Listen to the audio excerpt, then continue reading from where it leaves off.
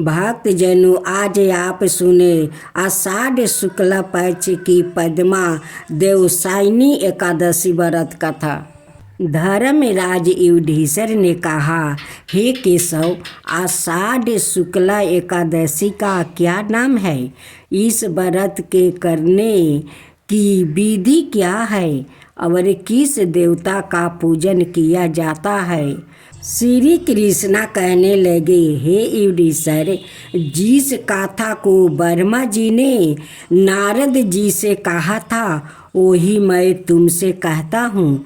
एक समय नारद जी ने ब्रह्मा जी से यही प्रश्न किया।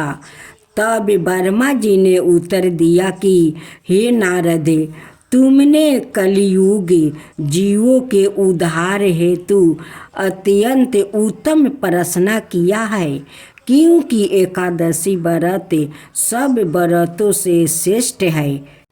इस व्रत से समस्त पाप नष्ट हो जाते हैं और जो व्याकृत इस व्रत को नहीं करते वो नरकगामी होते हैं। इस व्रत के करने से भगवान विष्णु प्रसन्न होते हैं। इस एकादशी का नाम पद्मा है। अब मैं तुमसे एक पौराणिक कथा कहता हूँ। तुम एकाग्रचित्त होकर मन लगाकर सुनो। सूर्य वंश में मंधाता नाम का एक चक्रवर्ती राजा हुआ है, जो सत्यवादी और महान प्रतापी था। वो अपनी प्रजा का पुत्रा की तरह पालन किया करता था। उसकी प्रजा धन धनाय से भरे पूरे और सुखी थी। उसके राज्य में कभी अकाल नहीं पड़ता था। एक समय उस राजा के राज्य में 3 बरस तक वर्षा नहीं हुआ और अकाल पड़ गया। प्रजा अन्न की कमी के कारण अत्यंत दुखी हो गई। अन्न के ना होने से राज्य में यागदी भी बंद हो गया। एक दिन प्रजा राजा के पास जाकर कहने लगी, हे राजन, सारी प्रजा तराही पुकार रही है, क्योंकि समस्त विश्व की दृष्टि का कारण वर्षा है। वर्षा के अभाव से अकाल पड़ गया है और अकाल से प्रजा मर रही है। इसलिए हे राजन, कोई ऐसा उपाय कीजिए जिससे प्रजा का कष्ट दूर हो। राजा मंधाता कहने लगा कि आप लोग ठीक कह रहे हैं। वर्षों से ही अन्न उत्पन्न होता है और आप लोग वर्षा ना होने से अत्यंत दुखी हो रहे हैं। मैं आप लोग के कष्ट को समझता हूँ। ऐसा कहकर राजा कुछ सेना साथ लेकर वन की तरफ चल दिया। वो अनेक ऋषियों के आश्रम में भ्रमण करता हुआ अंत में ब्रह्मा के पुत्र अंगिरा ऋषि के आश्रम में पहुँचा। वहाँ राजा ने घोड़े से उतर कर अंगिरा ऋषि को प्रणाम किया। मुनि ने राजा को आशीर्वाद देकर कुशल क्षेमा पूछने के पश्चात उनसे आश्रम में आने का कारण पूछा। राजा ने हाथ जोड़कर मिनती भाव से कहा कि भगवान, सब प्रकार से धर्म पालन करने पर भी मेरा राज्य में अकाल पड़ गया है। इससे प्रजा अत्यंत दुखी है। राजा के पापों के प्रभाव से ही प्रजा को कष्ट मिलता है। ऐसा शास्त्रों ने कहा है। जब मैं धर्म अनुसार राज्य करता हूँ तो मेरे राज्य में अकाल क्यों पड़ गया? इसके कारण का पता मुझको अभी तक नहीं लगा सका। अब मैं आपके पास इसी संदेह के निवारण के लिए आया हूँ। कृपा करके मेरे इस संदेह को दूर कीजिए। साथ ही प्रजा के कष्ट को दूर करने का कोई उपाय बतलाइए। इतनी बात सुनकर ऋषि कहने लगे, हे राजन, यह सतयुग सब योगों में उत्तम है। इसमें धर्म के चारों चरण सम्मिलित है, अर्थात इस योग में धर्म की सबसे अधिक उत्पत्ति है। लोग ब्रह्मा की उपासना करते हैं और केवल ब्राह्मणों को ही वेद पढ़ने का अधिकार है। ब्राह्मण ही तपस्या करने का अधिकार रख सकते हैं, परंतु आपके राज्य में एक शूद्र तपस्या कर रहा है। इसी दोष के कारण आपके राज्य में वर्षा नहीं हो रही है। इसलिए यदि आप प्रजा का भला चाहते हैं तो इस शूद्र का वध कर दे। इस पर राजा कहने लगा कि महाराज, मैं उस निरपराध तपस्या करने वाले शूद्र को किस तरह मार सकता हूँ? आप इस दोष से छूटने का कोई और उपाय बताइए। तब ऋषि कहने लगे, हे राजन, यदि तुम अन्याय उपाय जानना चाहते हो तो सुनो। आषाढ़ मास की शुक्ला पक्ष की पद्मा नाम की एकादशी का विधि पूर्वक व्रत करो। व्रत के प्रभाव से तुम्हारे राज्य में वर्षा होगी और प्रजा सुख पाएगी, क्योंकि इस एकादशी का व्रत सब सिद्धियों को देने वाला है, समस्त उपद्रवों का नाश करने वाला है। इस एकादशी का व्रत तुम प्रजा सेवक और मंत्रियों सहित करो। मुनि के इस वचन को सुनकर राजा अपने नगर को वापस आया और उनसे विधि पूर्वक पद्मा एकादशी का व्रत किया। उस व्रत के प्रभाव से वर्षा हुई और प्रजा को सुख पहुंचा। अत इस मास की एकादशी का व्रत सब मनुष्यों को करना चाहिए। यह व्रत इस लोक में भोग और परलोक में मुक्ति को देने वाला है। इसकी गाथा को पढ़ने और सुनने से मनुष्य के समस्त पाप नाश हो जाता है। श्री कृष्णा बोले, हे राजन, आषाढ़ शुक्ला पक्ष की इस एकादशी को देवसायनी एकादशी भी कहते हैं। चतुर्मास का व्रत इसी एकादशी से प्रारंभ होता है। युधिष्ठिर बोले, भगवान विष्णु के शयन का व्रत किस प्रकार करना चाहिए और चतुर्मास के व्रत भी कहिए। श्री कृष्णा बोले, हे राजन, अब मैं आपको भगवान विष्णु के शयन व्रत और चतुर्मास व्रत की कथा सुनाता हूँ। आप सावधान होकर सुनिए।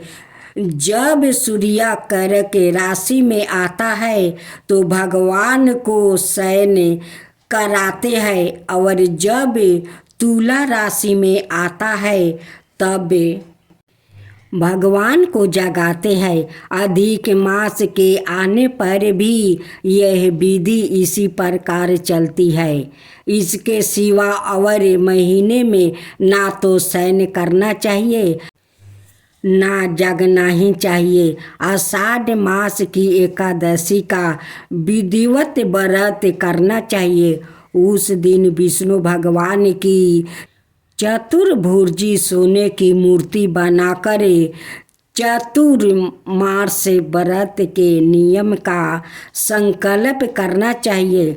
भगवान की मूर्ति को पीताम्बर पहनाकर सुंदर सेवत सोया पर शयन करावे और धूप दीप नैवेद्य आदि से भगवान का षोडशोपचार पूजन करे। 5 मिनट में स्नादि कराकर इस प्रकार कहे, हे हर्षिकेश लक्ष्मी सहित मैं आपका पूजन करता हूँ। आप जब तक चतुर्मास शयन करे मेरे इस व्रत को निर्धान रखे। भाव से मनुष्य को दत्वन आदि के नियमों को ग्रहण करना चाहिए। विष्णु भगवान के व्रत को ग्रहण करने के 5 काल वर्ण किया गया है। देवसायनी एकादशी से यह व्रत किया जाता है। एकादशी, द्वादशी, पूर्णमासी, अष्टमी और करक की संक्रांति से व्रत प्रारंभ किया जाता है और कार्तिक शुक्ला द्वादशी को समाप्त कर दिया जाता है। व्रत के करने से समस्त पाप नष्ट हो जाता है। जो मनुष्य प्रति वर्ष इस व्रत को करते हैं वो सूर्य जैसे दीप्तिमान विमान पर बैठकर स्वर्ग को जाते हैं। इस व्रत में गुरु और शुक्र की बल वृद्धा अवस्था वर्जित नहीं है। यदि सूर्य धन राशि के अंश में भी आ गया है तो यह तिथि पूर्ण समझी जाती है। जो स्त्री या पुरुष पवित्र होकर सूर्यदाता से इस व्रत को करते हैं वो सब पापों से छूट जाते हैं। बिना संक्रांति का मास मल मास देवता और पितृ कर्मों में वर्जित है। अब इसका अलग अलग फल कहते हैं। जो मनुष्य प्रतिदिन मंदिर में झाड़ू देते हैं, जल से धोते हैं, गोबर से लिपते हैं, मंदिरों में रंग करते हैं, उनको 7 जन्म तक ब्राह्मण योनि मिलती है। जो मनुष्य चतुर्मास में भगवान को दूध, दही, घी, शहद और मिश्री आदि से स्नान कराते हैं, ब्राह्मणों को भूमि, श्रवण आदि दान देते हैं, वो वैभवशाली होकर अंत में स्वर्ग में जाकर इंद्र सुख भोगते हैं। जो विष्णु भगवान की सोने की प्रतिमा बनाकर धूप, दीप, नैवेद्य और पुष्प आदि से भगवान का पूजन करते हैं वो इंद्रलोक में जाकर अक्षय सुख भोगते हैं। जो तुलसी से भगवान का पूजन करते हैं या श्रवण की तुलसी ब्राह्मणों को दान देते हैं वो सोने के विमान में बैठकर परम गति को प्राप्ति होते हैं।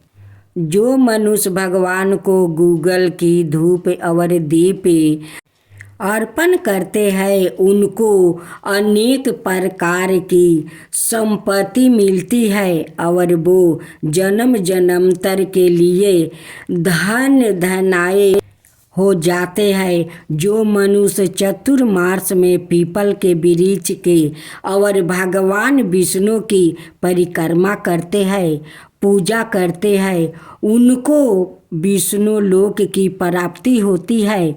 जो संध्या समय देवताओं और ब्राह्मणों को दीप दान करते हैं और विष्णु भगवान का हवन करते हैं वो सुंदर विमान में बैठकर अप्सराओं से शोभित होते हैं। जो भगवान का चरण मिरित लेते हैं वो सब कष्टों से मुक्ति हो जाते हैं। जो नित्य परित मंदिरों में तीनों समय 108 बार गायत्री मंत्र का जप करते हैं उनसे भी पाप सदाए दूर रहते हैं।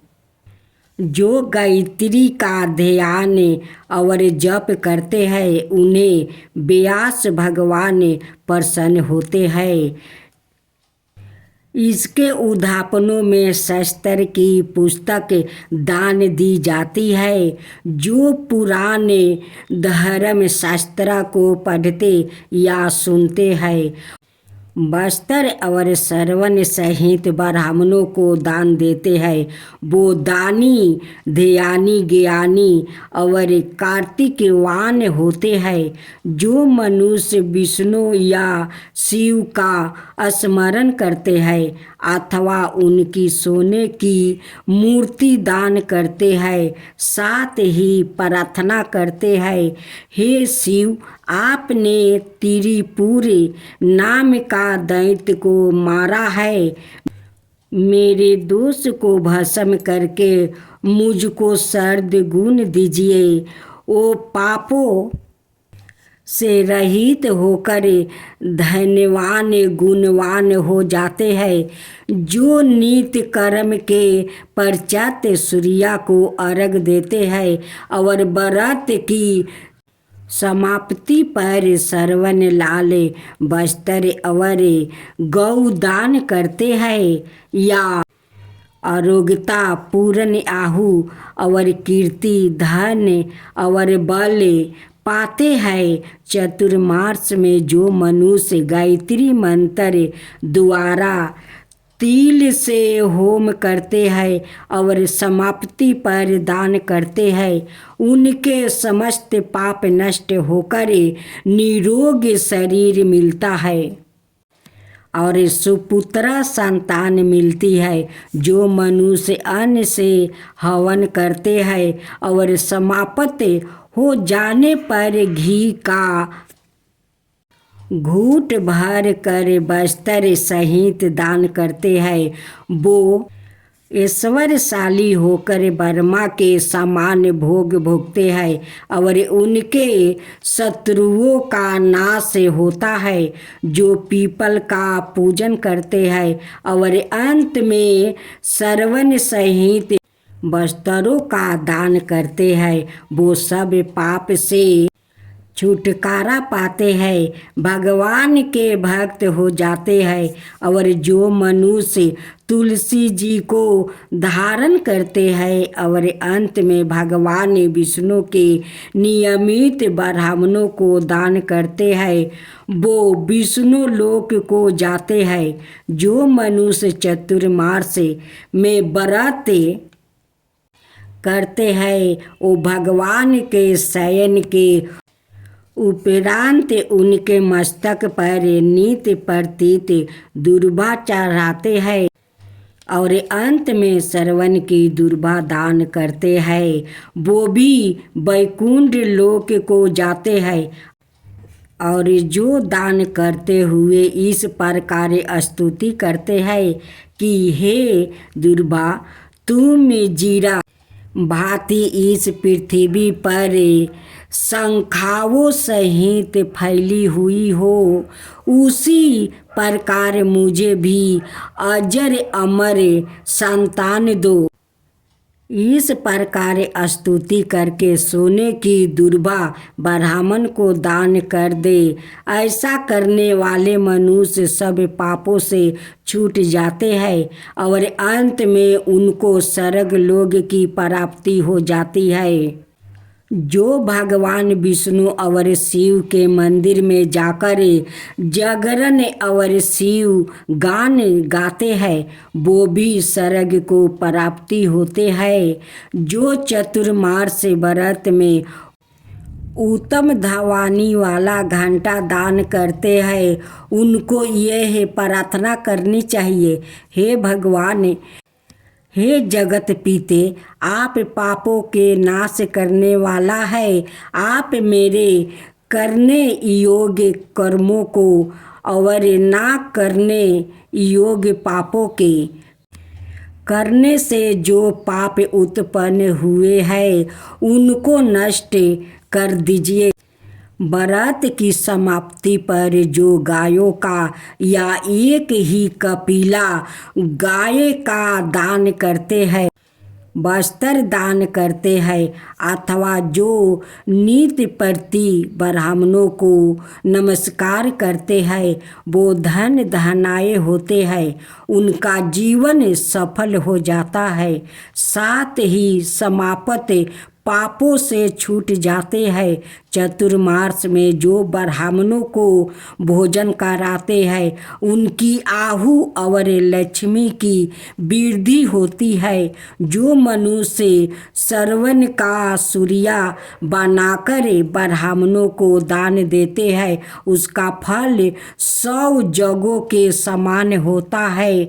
जो शिव जी के परसराथ चांदी या तांबे का दान करते हैं उनका श्रद्धा से पुत्रा की प्राप्ति होती है। जो शहद युक्त चांदी का बर्तन अथवा तांबे का पत्रा में गुड़ भर कर और शयन होने पर तिल सोना और जूते का दान करते हैं वो शिव लोक को प्राप्ति होते हैं। जो मनुष्य चतुर्मास में ब्राह्मणों की पूजा करते हैं अन्य वस्तु का दान देते हैं और समाप्ति पर सोया दान देते हैं वो अक्षय सुख को प्राप्ति करके लक्ष्मीमान होते हैं। जो बरस ऋतु में गोपी चंदन दान करते हैं वो भोग और मोक्ष को प्राप्ति होते हैं। जो सूर्य और गणेश जी का पूजन करते हैं वो उत्तम गति को प्राप्ति होते हैं। जो चतुर्मास में भगवान का हवन करते हैं और शक्कर दान करते हैं साथ ही उद्यापन करते हैं। उद्यापन की विधि कहते हैं 4 पल या 8 पल वाले तांबे के पत्र में शक्कर भर कर वस्तु फल दक्षिणा सहित पुरोहित को देते हैं। उनके सब पाप नष्ट हो जाते हैं। उन्हें यशस्वी पुत्रा की प्राप्ति होती है। हे कुंती पुत्रा, चतुर्मास व्रत करने वाला मनुष्य गंधर्व विद्या में निपुण और स्त्रियों का प्रिय होता है। जो मनुष्य चतुर्मास व्रत में फल मूल साग आदि का दान देते हैं वो सुखी और राजयोगी होते हैं। जो मनुष्य इस व्रत में प्रतिदिन 100 मिर्च पीपल वस्तु है उनको श्रद्धा से पुत्रा की प्राप्ति होती है। जो शहद युक्त चांदी का बर्तन अथवा तांबे के पात्र में गुड़ भर कर और शयन होने पर तिल सोना और जूते का दान करते हैं वो शिव लोक को प्राप्ति होते हैं। जो मनुष्य चतुर्मास में ब्राह्मणों को पूजा करते हैं अन्य वस्त्र का दान देते हैं और समाप्ति पर शयन दान देते हैं वो अक्षय सुख को प्राप्ति करके लक्ष्मीवान होते हैं। जो बरस ऋतु में गोपी चंदन दान करते हैं वो भोग और मोक्ष को प्राप्ति होते हैं। जो सूर्य और गणेश जी का पूजन करते हैं वो उत्तम गति को प्राप्ति होते हैं। जो चतुर्मास में भगवान का हवन करते हैं और शक्कर दान करते हैं साथ ही उद्यापन करते हैं। उद्यापन की विधि कहते हैं 4 पल या 8 पल वाले तांबे का पत्रा में शक्कर भर कर वस्तु फल दक्षिणा सहित पुरोहित को देते हैं उनका सब पाप नष्ट हो जाते हैं। उन्हें यशस्वी पुत्रा की प्राप्ति होती है। हे कुंती पुत्रा, चतुर्मास व्रत करने वाला मनुष्य गंधर्व विधा में पुण्य और स्त्रियों का प्रिय होता है।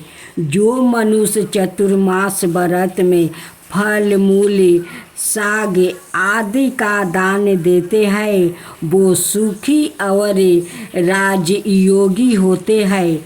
जो मनुष्य इस व्रत में प्रतिदिन 60 मिर्च, पीपल, बस्तर और दक्षिणा सहित दान करते हैं, अंत में सोने की 60 मिर्च आदि दान करते हैं, वो 100 वर्ष तक जीवित रहकर स्वर्ग में जाते हैं। जो विद्यमान ब्राह्मणों को मोती का दान करते हैं, वो कीर्ति को प्राप्ति होते हैं। जो मनुष्य इस व्रत में तांबुल दान करते हैं अथवा जितेंद्री होकर पान खाना छोड़ देते हैं और अंत में लाल वस्त्र का दान देते हैं, वो सुंदरशाली, निरोगी, विद्यमान, भाग्यवान और सुंदर वाणी बोलने वाले बनते हैं। तांबूल के दान से देवता प्रसन्न होकर अंततः धन देते हैं। जो मनुष्य इस व्रत में लक्ष्मी जी और पार्वती जी को प्रसन्न करने के लिए हल्दी का दान करते हैं और अंत में चांदी के पात्र में हल्दी राख कर देते हैं, वो स्त्रियां अपने पति के साथ और पति अपनी पत्नियों के साथ सुख भोगते और सौभाग्य, अक्षय धन, सपुत्रा संतान मिलती है। साथ ही वो देवताओं से पूजित होते हैं।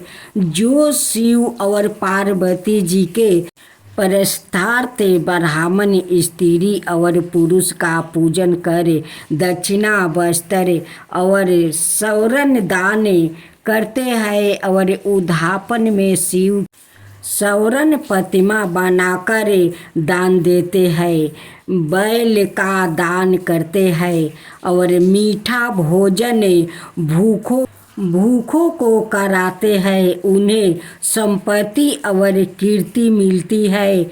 वो इस लोक में सुख भोग कर अंत में मोक्ष को प्राप्त होते हैं। जो मनुष्य फल का दान करते हैं और अंत में श्रवण देते हैं, उनके सब मनोरथ सिद्ध होते हैं और सपुत्रा संतान उत्पन्न होती है। फल दान से नंदन वन का फल प्राप्ति होता है। जो मनुष्य इस व्रत में पुष्पा का दान करते हैं, उन्हें इस लोक में सुख और परलोक में गंधर्व पद मिलता है। जो भगवान की प्रसन्नता के लिए प्रतिदिन ब्राह्मणों को दही और अंत में भूमि या स्वर्ण का दान करता है, वो इस लोक में धन धान्य प्राप्ति करे अंत में विष्णु लोक को जाते हैं। जो वस्त्र और आभूषण सहित गौ और बछड़े का दान करते हैं, वो ज्ञान प्राप्ति करके ब्रह्म लोक को जाते हैं और पितरों के साथ अनेक सुखों को भोगते हैं। जो मनुष्य चतुर्मास में प्रजापति व्रत करते हैं और उसकी समापित पर गौदान और ब्राह्मणों को भोजन कराते हैं, वो समस्त पापों से मुक्ति होकर ब्रह्मलोक को जाते हैं। और जो वस्त्रों बैलों सहित हल का दान करते हैं और शाक मूल और फलों का आहार कराते हैं, वो विष्णु लोक को जाते हैं। जो मनुष्य केले के पत्रा या पलाश के पत्रों में भोजन कराते हैं, कासे के पत्रा और वस्त्र दान करते हैं और तेल नहीं खाते, उनके समस्त पाप नाश प्राप्ति हो जाते हैं। जो मनुष्य पायो व्रत करते हैं और अंत में दूध वाली गाय दान देते हैं, वो विष्णु लोक को जाते हैं।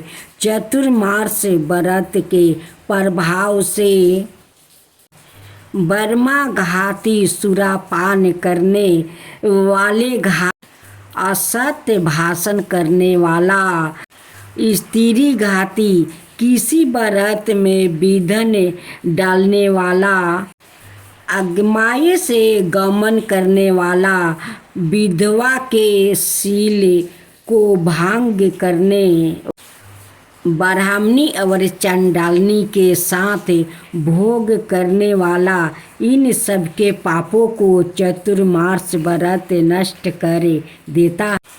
चतुर्मास व्रत के अंत में 64 फल कासे का पात्रा और वस्त्रों और आभूषणों के साथ गौ और बछड़ा दान करना चाहिए। जो मनुष्य भूमि को गोबर से शुद्ध करके भगवान का स्मरण करते हुए भोजन करते हैं और सिंचित भूमि का दान करते हैं, वो धर्मात्मा राजा होते हैं और उनके संतान भी अच्छी होती है। उनको किसी शत्रु का भय नहीं होता और अंत में स्वर्ग लोक को जाते हैं। बैल का दान करने से 60 रस भोजन मिलते हैं। चतुर्मास व्रत में जो नित्य प्रति जागरण करते हैं और अंत में ब्राह्मण को भोजन कराते हैं, उन्हें शिवलोक की प्राप्ति होती है।